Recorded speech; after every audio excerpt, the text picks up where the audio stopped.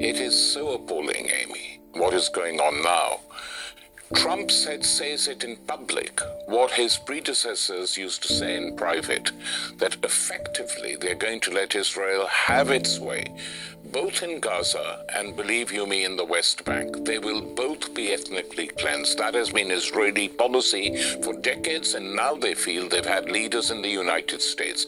Trump is, of course, shameless and open about it. Biden did exactly the same thing. For 6 months, Hamas had agreed to the ceasefire plan.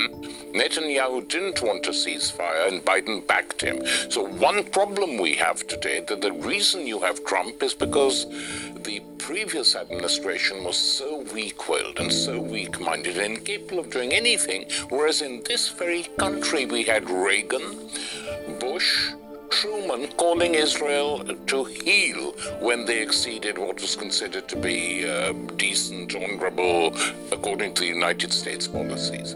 When they refused to obey, they were called to heel. Neither Biden and now Trump calling these people enough. The whole world is seeing what you're up to. Enough. We will not tolerate it. Netanyahu threatening to break the ceasefire, and the response of the United States president is what? The response is nothing to do with the ceasefire, but we're going to take Gaza. We can. The Israelis have got it for you by killing over 100,000 people, and now we'll do with it as we please. I mean, if this is the way the United States empire is going to carry on functioning, there will be more and more, not immediately, there will be more and more resistance. If even the King of Jordan and Sisi in Egypt, who have so far backed the United States, are getting slightly scared, it's not because they've changed greatly, it's they're scared there will be an uprising in their countries. Jordan is 3/4 Palestinian anyway, and the Egyptian masses are seething.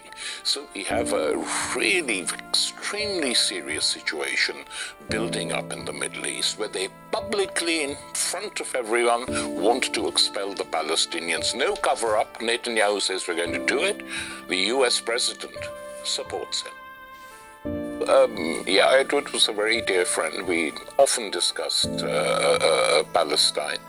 And he felt, as did many others, that the only serious solution for that region was a one-state solution with equal rights for all its citizens, male, female, Jews, non-Jews, etc.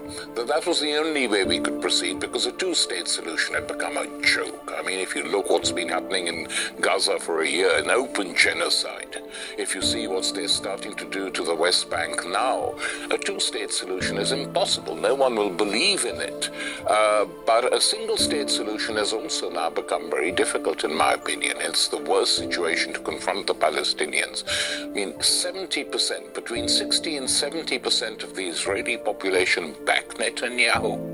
You have large numbers of Zionist citizens of Israel coming out and chanting once again, kill the Arabs, just like many German fascists shouted, kill the Jews. What is going on? And the US, in my opinion, has completely abdicated its role to be an arbiter. It never was an arbiter, but now that's just become a complete joke. So the situation seems grim to me, and whether it can be resolved simply within the area currently Israel-Palestine, or whether it will have to expand and extend to the rest of the Arab world before people see sense, is an open question.